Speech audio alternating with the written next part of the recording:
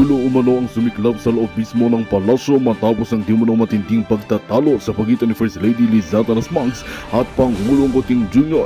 Ayon sa mga lumalabas na ulat, nauwi raw sa madugong komprontasyon ang hindi pagkakaunawaan ng mag-asawa na may kaugnayan umano sa isyu ng pambababae at paggamit ng ipinagbabawal na gamot. Sa gitna ng tensyon, lumalabas na may intensyon na raw si First Lady Lizata Las Mangs na magsampa ng kaso laban sa kanyang sariling asawa. Bagamat wala pang kumpirmasyon mula sa opisyal ng kampo ng Malacanang, may mga impormasyong nagsasabing nagsimula na ang konsultasyon sa mga legal na tagapagpayo ni Lizata Las Mangs upang ihanda ang mga dokumentong kinakailangan sa posibleng pagsasampa ng kaso sa mga darating na araw. Samantala, nananawagan ng publiko ng linaw at katotohanan sa gitna ng lumalalim na kontrobersya sa loob ng pinakamataas na tahanan ng pamahalaan, habang iba ay nagpapahayag ng pagkabahala sa epekto nito sa katatagan ng bansa. May ilan din ang nananawagang igalang ang proseso legal at ang pribadong buhay ng mag-asawa. Patuloy naming babantayan ang mga detalye ng isyong ito at ihahatid sa inyo ang pinakabagong kaganapan. At yan nga ang balitang ating pakakatutukan. Ngunit bago ang lahat, siguraduhin mag-subscribe at ihit ang notification bell para sa patuloy na pagtutok sa mga sulyap ng bagong balita sa tunay na boses ng masa.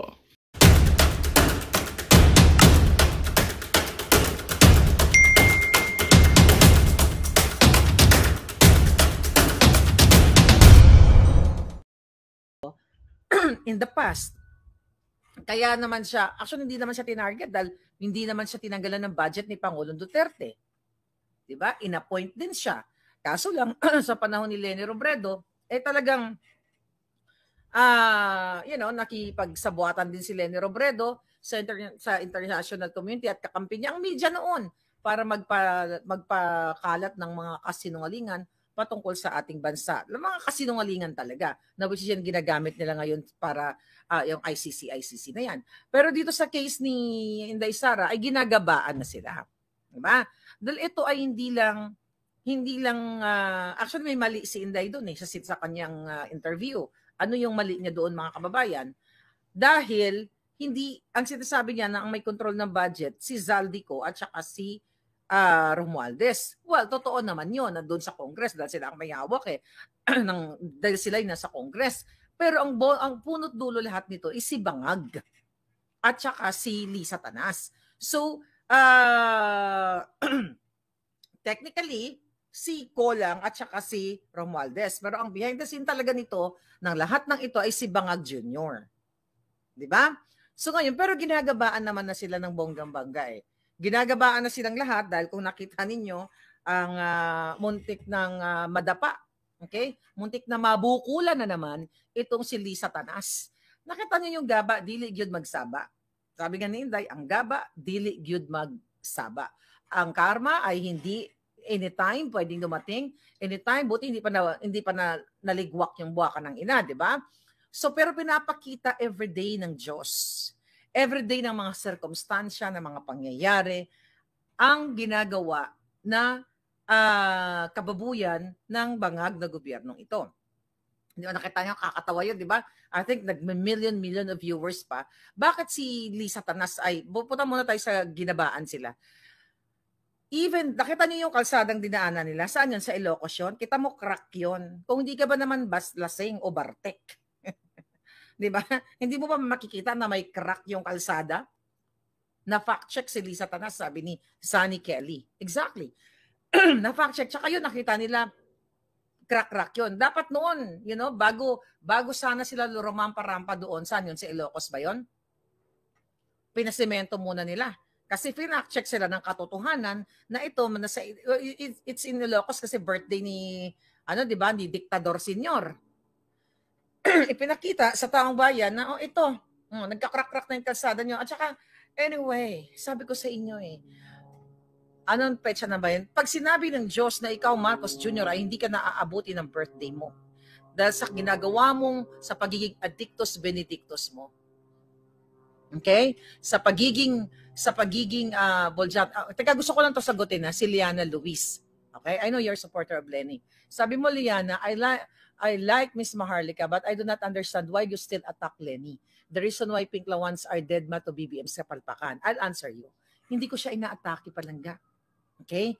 If you're supporting Lenny, if you are a supporter of Lenny, eto na nga eh. Hindi ko siya inaatake, ginigising ko yung diwa niya.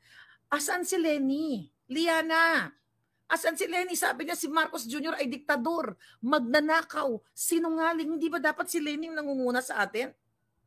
Baka maging presidente pa siya. Kung siya ay nanindigan. Pero hindi mangyayari yun. Kasi, Liana, ako, kakausapin kita at ng mga Pinklawan. I don't know if you're Pinklawan, or if you know, but thank you for liking me. But again, ang nakikipaglaban sa katotohanan, hindi ka mamimili. Na dahil yung kaaway mo dati ay pareho na kayong side, tatahimik ka. Buti sana ang pinag-uusapan natin dito ay material na bagay lang o friend, isang small community, high school tayo na, oh yan, magkakampi na sila ngayon. You know, isang sorority or something, isang university or high school na walang naaapektuhan na taong bayan. Di ba? Parang dati galit ka sa akin kasi kaibigan ko si ganito, sinusuportahan ko si ganito, pero nung nagalit na ako kay Maria, dahil siya ay nakita ko walang hiya pala siya, tapos ngayon, you know, tatahimik ka na lang. You know what I mean? Hindi ganun ang pinaglalaban natin dito. Asaan si Lenny? Siya ang number 1 na nakikipaglaban kay Bangag Jr. Asan si Kiko Maching? Asan si De Lima na sinasabi nila na never again? Asan si Trillanes? Di ba kakampi na nila? Never again, diktador, magnanakaw, nilapastangan ang pera ng bayan. Asan kayo? Ibig sabihin na nahimik sila, they are not for the people. They are not for the Filipino people palangga. Yun yung punto ko. Hindi ko siya, inaatake ko siya. Ginakita mo ba? Na headline ko siya dito? Hindi. Kasi kung diyan ang mga yan, tama nga kayo eh. Tama nga sila na ang Marcos ay magnanakaw. Oh. Yun yung punto ko. But anyway, dapat silang manindigan. Asan si Risa Ontiveros? Ayan, sabi ko nga, fetus pa lang anti-Marcos na. Ulitin ko para maintindihan nyo kasi hindi pala para sila sa bayan. Para sila sa kanilang vested interest. Tignan mo yung mga kabayan black na nakipagsabuatan si Tambaloslos. Atakin si Inday Sara para hindi siya, kumbaga nakinig si Tambaloslos dito sa mga kabayan black na isulong ang pagtanggal ng budget sa Office of the Vice President.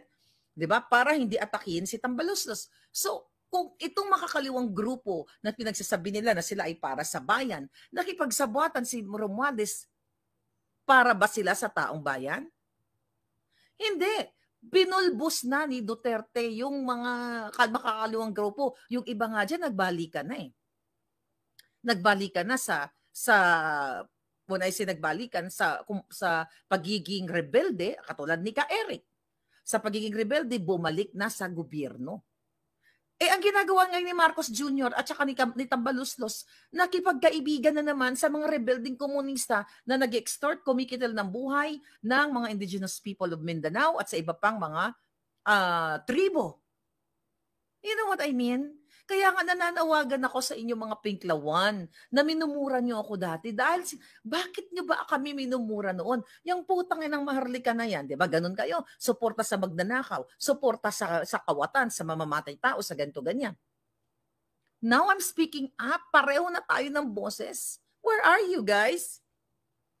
This is not about attack Lenny.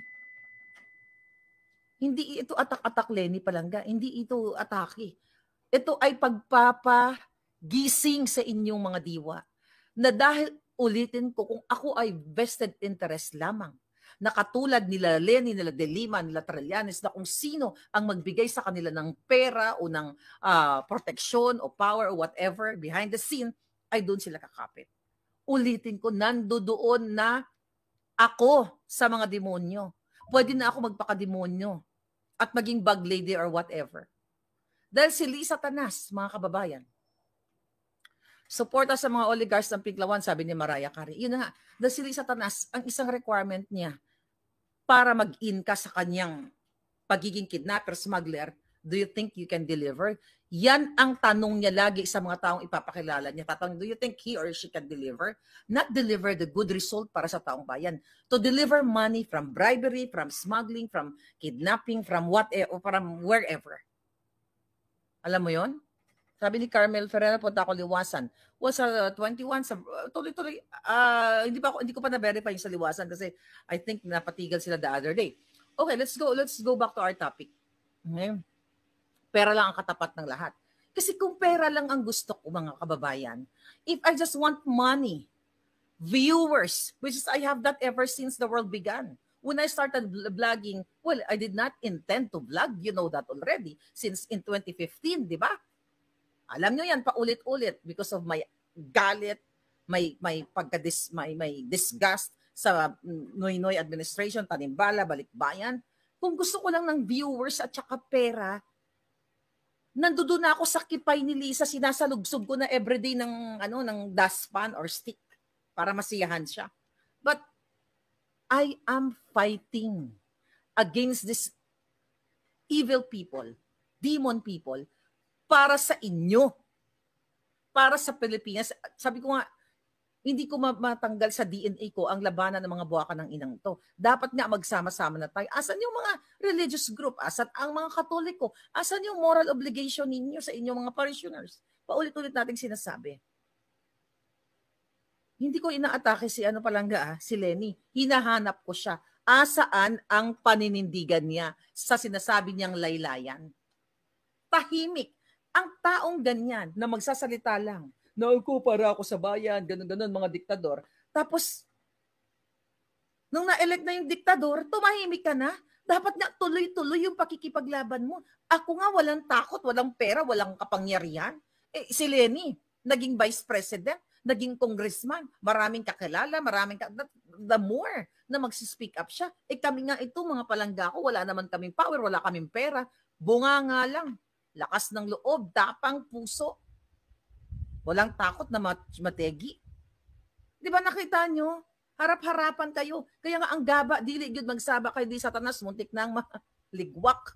Dahil, alam mo, my God, nakita nyo yung mga comment ng tao? Dun sa, kahit ang dami na nag-post dun sa akin. I think, the last time I checked, mga 700,000 views na. You know, yung kanyang pagkadapa-dapa doon sa, I think, si Maui nag-post din. Okay, tignan natin. Tignan natin kung ilan na tong dili magsaba. Ayan, no? 852 na. 852,000 views na. 1,000. Ayan, yung ito. Oh. 'Di ba? Nakita nyo yan? Oh, yan. Yung picture na yan. Oh, yan. Yung nadapa siya. But anyway, gaba na ito. Sabi ko sa inyo, pag magurgur na yan, pag magurgur ka na ng tadhana, magugurgur ka talaga. So, hindi na tayo gumagawa. Actually, sabi ko, hindi natin kailangan gumawa ng physical o manakit ng mga demonyo. Dahil ang Diyos na ang gumagawa ng paraan kung paano sila magbayad sa kanilang kahayupan. Tingnan mo, nagbubugbugan sila. Akala mo front lang, sweet-sweet kunyari. Kung wala lang sigurong camera, baka sinapak ni Lisa Tanas yun. Buti siguro napigilan niya at hindi siya ganun kalasing nung time na yun. Groggy lang, baka sinapak niya si Kuting. Baka sinisi niya si Kuting. Kung wala sa public yun, baka sinabunutan niya na si Marcos Jr. Dahil Bartik yan eh. Wala sa tamang katinuan. And now they're attacking Inday Sara. Meron ba? Okay, balitaan ulit natin. Si Inday Sara, may nasangkot ba na corruption dyan? During sa father's time niya, katulad nitong Bangag Jr. na ito, yung pamilya niya, lahat sangkot sa ever since, noon pa. Anong tinitira nila ngayon sa Inday? Di ba confidential fund? Anong tinitira kay Inday Sara? Yung nang napak si Inday Sara ng sheriff. At tama naman yun. Okay, although nag-sorry siya doon. You know that story already. Anong tinira? Nagnakaw ba? May offshore account ba si Sara na i-transport katulad kay Lisa Tanas, kay Bangag Jr., ang pamilya niya? Ano ang tinatarget sa kanila? Yung pagiging may pangil na batas, yung mga yung binabato sa kanila, yung paggurgur daw sa mga sangkot sa droga. Imagine niyo. Sino ang nagkukundina diyan? Si Ontiveros, Human Rights Act na dapat hindi gumugurgur. Sabi ko nga sa inyo, kung ako ang presidente ubos lahat ng kongresista. Kasi kahit na pag-usapan ako sa ICC, kasuhan nila ako, ang importante, ang goal ko, kung ako presidente nyo, if I have the power, 1 week lang, gurgur lahat yan sa pamamagitan ng batas. Magpapasa tayo ng batas. O sabi ko nga, check nyo dyan kung pwede ba ako mag-release ng Executive Order 666. Di ba? Executive Order 666, shoot ka agad sila sa bangin. Kulang, ang inaatake nila sa mga Duterte, babalik ako, tungkol sa mga nagurgur. Tanungin kita, gusto nyo bang magurgur yung mga sindikato na sumisira sa buhay ninyo? Or hayaan nyo silang buhay? Tapos patuloy na katulad ng kasabwat ni Marcos Jr. na namamayagpag sa pagpapakalat, pagpoproliferate ng pulburon, ng asin, illegal na asin, katulad ng ginagawa ni Marcos Jr. at ni Lisa. Tas nakita nyo yung sa Alitagdag. Or hayaan nyo silang hindi sila nagurgur kasi andyan nagnanakaw sila sa Bureau of Customs, sa BIR, dyan sa PAGCOR, sa lahat ng ahensya ng gobyerno. Di ba? Gusto niyo yung gano'n? So gusto niyo buhayin? Ako gusto kong gurgurin lahat yan sa pamamagitan ng pagpapatupad ng batas na gurgurin lahat ang magnanakaw sa kaba ng bayan. Okay? Now, ginabaan ng mga hinayupak. Ano sabi dito? Sabi, totoo ba ang 100 million na binigay daw sa mga congressman, sirain lang si Sara? More than that, cooking kata recipes. So, ano tawag dito? So ngayon, kulang pa yan yung 100 million palangga. Kulang pa yan. Pinapaboran nga sila binibigyan sila ng mataas na budget kasi may nakausap akong dyan sa Congress, okay? Na the reason why, sabi nitong certain kongresista na ito, the reason why sumusunod sila na parang asong ulol kay Martin Romualdez para sirain si Inday Sara kasi hindi sila bibigyan ng budget ni Ko at ni Romualdez. So ang sabi nila, napipilitan lang daw silang tirahin si Inday Sara kasi tatanggalan sila, makawawa daw yung constituents nila. Sabi ko nga sa mga jutang ginemes na ito, ibig sabihin, hindi rin kayo para sa hindi rin kayo para sa Pilipino kasi kung lahat kayo ay mag-aaklas para sabihin ang sentimiento ninyo at ang katotohanan na si Romualdez ay inuutusan kayo na sirain si Sara Duterte, i-defund ang Office of the Vice President para lang sa kagustuhan niya, sa kanyang pagiging bangag, sa kanyang personal na strategy para ma-impeach si Inday Sara dahil gusto nilang maghari sa kapangyarihan at patuloy na maging bangag kayo, then you have to speak out. Kung ako, and kudos kay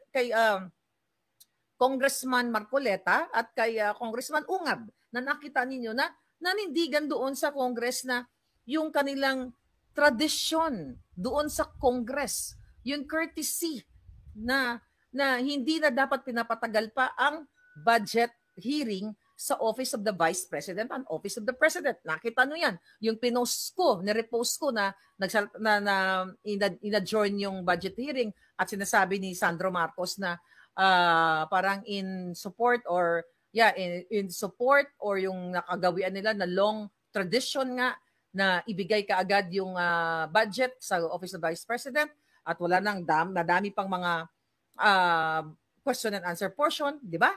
Ginawa nila last year. Pero bakit si Marcos Jr. napakabilis lang? Dapat pinag-explain din ng presidente doon. Si Leni Robredo, even sa panahon ni Duterte, ginanito ba si Leni Robredo? Kasi si Duterte ay hindi siya personal na galit dahil, dahil siya ay inaatake ng mga dilawan noon, ng mga media. Sabi niya nga, di ba, bring it on, sige lang, pinababayaan niya kayo. Meron bang mga vloggers na inatake ni Pangulong Duterte nung panahon na yon? Wala. Only dito sa Bangag administration. Okay? By the way, ito, galing ito sa Congress na message. Ito, I have to say it here. Okay. Okay, sandali. Ito sabi niya. Sabi niya to, Miss Maharlika, ito naman, hindi pala Congress, taga-Senate ito. Grabe. Ma'am, sabi niya, may bago po silang strategy. Okay? Yung impeachment po for VP Sara ay hindi na po manggagaling sa Congress. Nag-meeting na si Speaker, si Senate President, si Kilay. Nag-meeting po sila kagabi dito about sa proceedings po sa impeachment. So manggagaling na po sa Senate. I don't know kung may nag-ulat na yan kasi kagabi tulog ako kaya dito nakapag-vlog din na madaling araw ng bonggang-bongga dito. So mga kababayan, para hindi daw mahalata na, well, halata naman na ang Speaker of the House, ang Congress ang umaatake kay Inday Sara, so nag-meeting sila kagabi na ang impeachment laban kay Inday Sara nagagamitin na yung confidential funds issue na yan ay manggagaling na kay Kilay. Di ba? Kay Escudero o sa Senate, Senate. So yan ang bagong balita sa inyo. Hindi na daw po, according to our puting ahas, na nag-meeting sila kagabi. So para hindi halata, para sasabihin na hindi naman totoo na ang office ng House of Representatives tinatarget namin si Inday Sara. So, ang strategy nila ngayon, inilipat na sa Senate President o sa Senate. Sino ang utak? Di si Lisa Tanas, si Marcos Jr., sila lahat na kumakampi kay Bangag. Di ba? Dami naman ang paparamdam ngayon sa akin. Okay? Kasi birthday ko na. Okay? So ngayon, mga kababayan, birthday ko ha, September 21, magsilabasan kayong lahat para sa bayan. Bakit hindi na mga, can post comments some destinations. Ano to? Tama, hindi ko na mababasa yung comment yun, naghang na naman dito. But anyway, I'm sorry po sa mga hindi ko na babasa ang comment ninyo. May ginagawa talagang paraan to mga hinayupak na to. Okay, mapunta tayo dito sa ano. But try, teka, may bago bang comment? Nabudol. Sabi ni Nolin na nabudol talaga kami lahat. Grabe, first time ko pa naman bumoto. Tapos useless pa sa Bangag na binoto at sa buong pamilya namin. Sabi ni Nolin Alawan. Hayaan mo na palangga. May awa ang Diyos. May awa ang Diyos na mawakasan na itong mga bangag na ito. Okay. Tingnan natin kung mayroong bago. Okay. Pero ako nakikita ko na kasi may mga nakikita ko ng panalo ang bayan dito. Mananalo kayo dito, sunod-sunod na nakikita natin ang kabulastugan ng gobyernong ito. Flood control, nakita nyo, yung kailang kadiwa na nasa Cotabato sila, pinipili na nila kung sinong gusto nilang bigyan ng kadiwa, na gusto nilang i-defund si Inday Sara kasi gusto nilang cancel dahil hindi useless na raw itong mga, what do you call it? Itong mga satellite offices ni Inday Sara, kaya dapat daw ito ay talagang na tanggalin yung budget niya kasi may mga programa na may mga ahensya na ng gobyerno na gumagawa ng program na ginagawa ni Inday. Jutang Genebes, ito may nag-send sa akin, samantalang itong tingog party list nila Martin Tambaluslos, okay? Ay mayroong total of 117 offices sa buong Pilipinas at magkakaroon pa ng additional 40 office na ongoing ngayon. So ngayon mga palangga, imagine mo, gusto nilang tanggalan si Inday ng budget kasi hindi na raw kailangan ng Office of the Vice President yung mga satellite office which is ginagamit ni Inday para sa pagtulong sa mga tao. Samantalang sila, ilan lang ba yung office ni Inday? Wala pang 10, di ba? Ito 117 office ang ginagamit ng Tingog Party List kasi kay Martin Romualdez yan, binibigyan ng pondo ang Tingog Party List kasi in preparation sa election. So, si Tambaluslos, itong sila Asidre, itong Tingog Party List na to, they are not for you. They are what? Nagpe-prepare sila sa susunod na election, sa midterm election. Yan ang ginagawa nila palangga. Hindi sila, tinatarget si Inday Sara. I don't know kung may lawyer dito. inisip ko kanina, sabi ko, is it legal na in the history of the Philippines, first time, I don't know kung first time ba na magtagumpay sila na i-defund nila ang Office of the Vice President? Anyone? First time ba ito nangyari na hindi bibigyan ng budget ang Office of the Vice President? Maybe first time sa history ng Pilipinas o first time in the world na ayaw bigyan ng budget dahil sa bangag lang ang presidente ninyo at asal kalye, asal hayop, asal demonyo na hindi ka bibigyan kasi kaaway kita. Si Duterte ba, kahit sa kabila ng ginawa ni Leni at mga dilawan, tinanggalan ba ng budget si Leni sa Office of the Vice President? Hindi. Although may mga nanawagan dito na piso para kay Leni, ay pisong budget, ganun. Pero hindi, first time, right? Sabi ni Russell Flores. So wala akong narinig sa history ng Pilipinas na ang Vice President ay tinanggalan ng budget or zero budget. Yeah, first time in the history. Tama ako, sabi ni Melissa. Kaya sabi ni Palangga, gusto ko subukan nila at nang makita na. So yun mga Palangga, kasi their intention talaga ay para gibain si Inday Sara at ang mga Duterte. So the more na ginigiba nila, wala silang pakialam kahit gumurgur sila ng tao, katulad sa ginagawa nila dyan sa KOJC.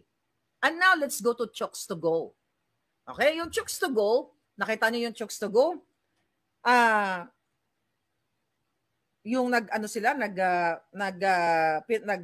present sila ng itong Chokes to Go na to. For sure, nakita nyo na po Palangga ito, di ba? O, pang world class daw. Let's talk about that. Okay? Ang sabi ng Chokes to Go dito, kapag world class ka, ang RAPSA, mapapasuko ka talaga, Chokes to Go na. Dapat good to goes na.